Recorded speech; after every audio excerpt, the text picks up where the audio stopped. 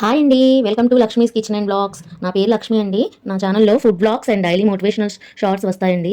ముందుగా ఈ దసరా పండుగకి పిల్లలకి ఏమైనా చేసి పెట్టాలని అనుకుంటున్నారా?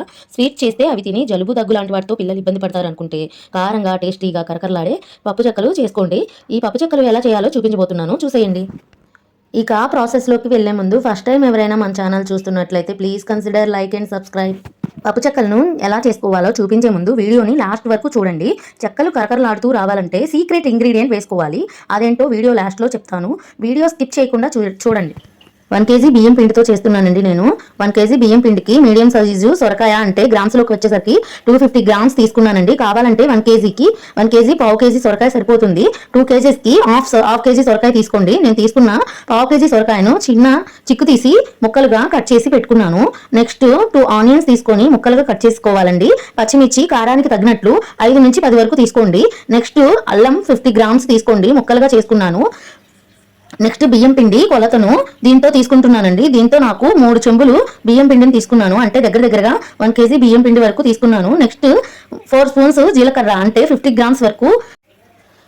కారానికి తగినట్లు 2 స్పూన్స్ తీసుకున్నాను కారం. పచ్చిమిర్చి తీసుకున్నాం కదా. నెక్స్ట్ ఉప్పు 2 స్పూన్స్, కారానికి తగ్గట్లు 4 స్పూన్స్ వరకు సరిపోతుంది. మీ టేస్ట్కి సరిపడా ఉప్పు మీరు తీసుకోండి. నెక్స్ట్ పచ్చిపప్పు 50 గ్రామ్స్ తీసుకున్నాను. దీనికి 1 అవర్ ముందు నానబెట్టుకున్నాను. ఇవి ఎంత నానితే అంత క్రంచీగా వేగుతాయి. నెక్స్ట్ ఇందాక చూపించిన సొరకాయ, పచ్చిమిర్చి, ఆనియన్, అల్లం మిక్సీ పట్టుకోవాలి. మెత్తగా పట్టుకోవాలండి. ఫైన్ పేస్ట్ లాగా పట్టుకోవాలి. ఇది వీడియోలో చూపిస్తున్నట్లు రావాలి.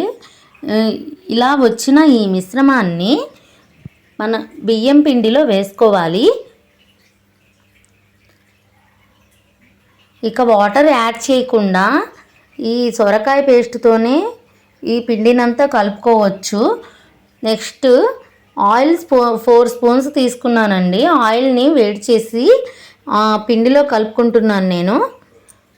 చూసారు కదా, చక్కగా కలిసిపోద్ది. అస్సలు వాటర్ యాడ్ చేయొద్దు.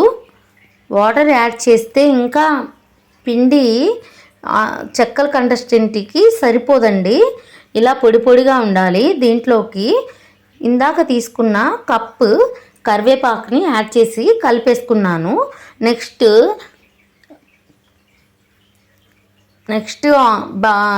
బాండీలోకి ఆయిల్ పోసుకున్నాను. ఆయిల్ హీట్ అయ్యిందండి. ఇలా కలిపెట్టుకున్న చెక్కల పిండిని చిన్న చిన్న ముద్దలుగా చేసి పూరి ప్రెస్తో ఇలా రావాలండి. ఇలా ఒత్తుకుంటే చాలా అంటే చాలా పలుచగా వస్తాయి. మీరు పచ్చిపప్పు వేసాము రాకపోవచ్చు అని అనుకుంటారేమో. కాదండి, ఇదిగోండి నేను ఫ్రీడమ్ ఆయిల్ ప్యాకెట్ ఉంది కదా, దాంతో వేసేసుకుంటాను. చాలా ఈజీగా చేసుకోవచ్చండి. ఆయిల్ హీట్ అయ్యింది. ఇలా నేను ఒక 10 వరకు ఒత్తేసుకొని పేపర్ మీద వేసుకున్నాను. ఆ పేపర్ మీద నుంచి తీసి ఆయిల్లోకి డ్రాప్ చేస్తున్నాను. మీరు కూడా అలానే వేసుకోండి. ఇలా వేసుకుంటే అరగంటలో 100 చెక్కలు చేసుకోవచ్చు. మనం 100 చెక్కలు చేసుకోవచ్చండి. ఒక్కళ్ళమే చేసుకోవచ్చు. వేరే మనిషి సహాయం అస్సలు అవసరం ఉండదు. నేను చూపించిన ప్రాసెస్లో చేసుకుంటే హాఫ్ అన్ అవర్లోనే 100 చెక్కల వరకు చేసుకోవచ్చు. 1 kgకి 2 kgsకి 200 చేసుకోవచ్చు. అలా చాలా ఈజీ ప్రాసెస్ అండి. చూసారు కదా, నేను ఎలా వేస్తున్నానో అలా వేసుకోండి ఆయిల్లోకి. ఇలాంటి కళాయినే వాడాలండి. ఇంటి కళాయిని వాడడం వల్ల చెక్కలు బాగా వేగుతాయి. బయట మనం కొనుక్కునే తినే చెక్కల్లాగా ఉంటాయండి, కరకరలాడుతూ చక్కగా వస్తాయి. చూసారు కదా, చాలా రెడీష్గా వచ్చేసాయి.